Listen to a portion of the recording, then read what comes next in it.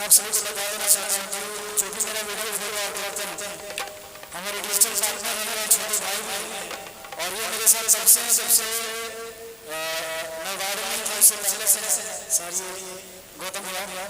2013-14 से मेरे साथ और आज भी हर साल आगे भी रहेंगे और बहुत अच्छे सिंगर हैं हमारी टीम में लोग गाते हैं और बजाते हैं हर चीज करते हैं तो आज उनसे एक गाना सुनेंगे उसका फेवरेट गाना है जो कि